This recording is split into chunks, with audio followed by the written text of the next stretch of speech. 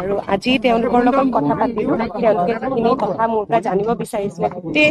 এক্সিডেণ্টটোৰ সন্দৰ্ভত এইটো যিহেতু এটা এক্সিডেণ্টটো কেনেকেনো হ'ল মোৰ ষ্টেটমেণ্টটো যিটো তেওঁলোকে সকলোৰে মনত সেইটোৱে প্ৰশ্ন আছে যে সেইদিনাখন ৰাতি কি হৈছিলে আপোনাৰ পৰা অলপ জানিব বিচাৰিছো। সেইটো আচলতে এতিয়া মই বেছি বহলাই ক'বলৈ গ'লে বহুত বেছি সময় লাগিব মই এটাই কথা ক'ম যে এইটো এটা এক্সিডেণ্ট তাৰমানে এইটো কোনো ধৰণৰ মই ধৰি লওক মই প্লেন কৰি অহা নাছিলো যে মই তেখেতক এক্সিডেণ্ট তেওঁলোকত হ'ব মই সেই ল'ৰাটোক মই চিনিও নাপাওঁ বা তেখেতেও মোক চিনি নাপায় গতিকে এইটো এটা এক্সিডেণ্ট আৰু এক্সিডেণ্ট কোনেও জানি শুনি নকৰে তাৰমানে সেইটো আপুনি নকৰিব গতিকে আমি এতিয়া মই এগৰাকী অভিনেত্ৰী হিচাপে কামৰ কাৰণে উৰে নিশা কাম কৰোঁ আমি গোটেই দিন কাম কৰোঁ আমি গতিকে সেইখিনি কষ্টৰ মাজত এনেকুৱা ধৰণৰ ঘটনা আমাৰ লগত হৈ থাকে তাৰমানে গতিকে মই আজি এই 3 দিন ধৰি মই আহি আছো ইয়াত আৰু মোৰ অনুপস্থিতিত মোৰ দেউতা আছে মোৰ খুৰা সকলো আছে গোটেইখিনি মানুহে ইয়াত আহি আছে তাৰমানে মোৰ অনুপস্থিতিত এনেকুৱা নহয় যে মই কিন্তু ক'তো পলাই যোৱা নাই দেই মই যদি পলাই গলোহেঁতেন মোক বিচাৰি নাপালেহেঁতেন কোনেও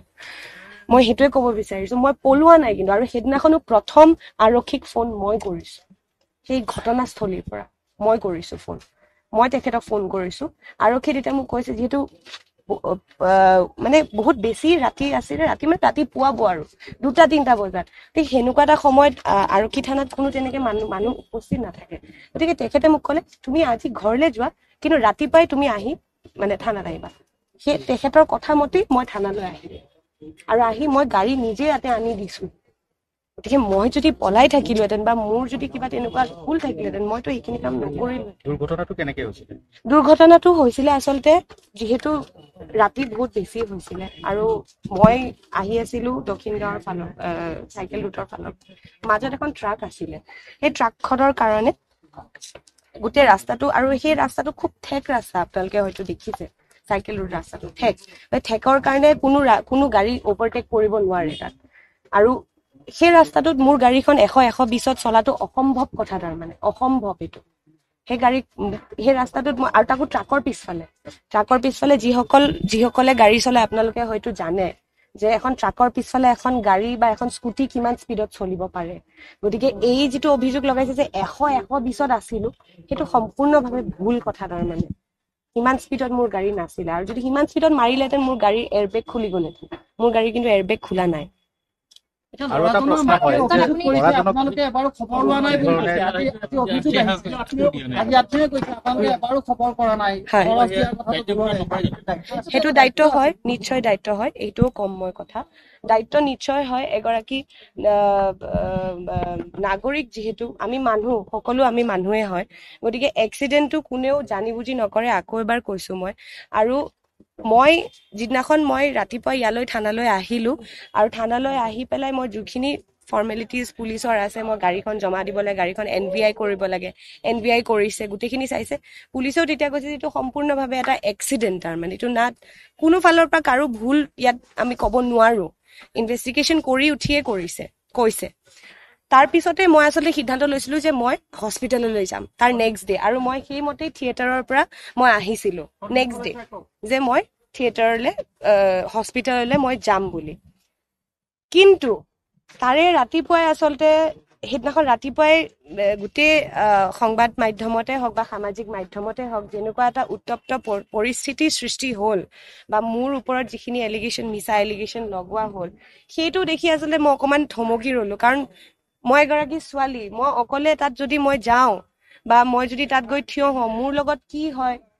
আজিকালি আপোনালোকে নিশ্চয় হয়তো আপোনালোকে সকলোৱে জানে যে সমাজখনত বা গোটেই পৰিস্থিতিটো কেনেকুৱা হৈ আছে গতিকে মোক যদি কোনোবাই তাতে কিবা এটা কৰে কোনোতো তাত নাহে থিয় হ'বলৈ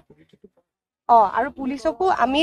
ইনফৰ্ম কৰিছিলো যে যদি তেওঁলোকৰ অসুবিধা যদি নহয় অসুবিধা হ'বই অসুবিধাখিনি সময়ত কিন্তু মই আছো তেওঁলোকৰ লগত এই কথাখিনি আৰক্ষীক মই প্ৰথম দিনাই জনাইছো আৰু তেওঁলোকক এইটোও কৈছো যে তেওঁলোককো মাতক আমিও আছো ইয়াতে বহি আৰক্ষীৰ সন্মুখতে আমি বহি আমি যি কথা পাতিব লাগে আমি ইয়াতে পাতিম কিন্তু তেওঁলোক হয়তো আজিহে আহিছে তেওঁলোকে। নহয় সেইটো আচলতে সেইটো কথা পতা হৈছে তেওঁলোক আহিছিলে, যিহেতু তেওঁলোকৰ পৰিয়ালৰ মানুহ আহিছিলে, তেওঁলোকৰ পৰিয়ালৰ মানুহ আৰু মোৰ দেউতাও কথা পাতি আমি এটা মীমাংসালে আহিছো। এতিয়া এবাৰ হয়তো হস্পিটেল ভিজিট দিয়া হ'ব, দিয়াৰ পিছত তেওঁলোকৰ লগত কথা পাতি আমি আলোচনাটো মানে কৰিম। এতিয়াও মই সঠিক আপোনালোকক মই জনাম গোটেইখিনি, কিন্তু কৰিম। সম্পূৰ্ণ খৰচ বহন কৰিম বুলি মই ক'ব নোৱাৰো, কিন্তু সহায়ত মই আছো তেখেতক। আপুনি এটা কথা কৈছিলে যে তেওঁ সাধাৰণ এটা এক্সিডেণ্ট, সাধাৰণভাৱে আহত হৈছে বুলি কৈছিলে, কিন্তু তেওঁতো আইচিইউত কথা কওঁ, মই বহুতৰ পৰা তাৰমানে 10জন মানুহৰ পৰা 10টা কথা শুনিছো মই, বুজি পাইছে? যিহেতু মই নিজে যাব পৰা নাই, মই 10জন মানুহৰ পৰা 10টা কথা শুনিছো তেখেতৰ বিষয়ে, মানে তেখেতৰ আঘাতৰ বিষয়ে দেই, তেখেত মানে মানুহ ল'ৰাজনৰ বিষয়ে নহয়, তেখেতৰ আঘাতৰ বিষয়ে। গতিকে মই সঠিকভাৱে মই ক'বই নোৱাৰো যে তেখেতৰ ক'ত দুখ পাইছে, কি হৈছে। কোনোবাইতো আজিহে ক্লিয়াৰ হৈছো মই, আজি যেতিয়া তেখেতৰ পৰিয়ালৰ মানুহ আহি কৈছে তেতিয়াহে মই ক্লিয়াৰ হৈছো। কোনোবাই কৈছে ভৰি ছিঙি গৈছে, কোনোবাই কৈছে এইটো হৈছে, কিন্তু তেখেতৰ লগত কথা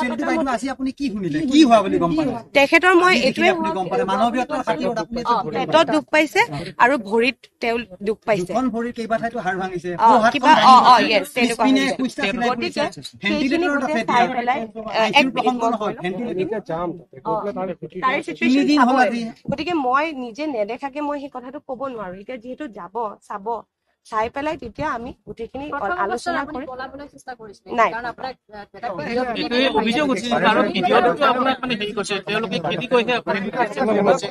এবাৰ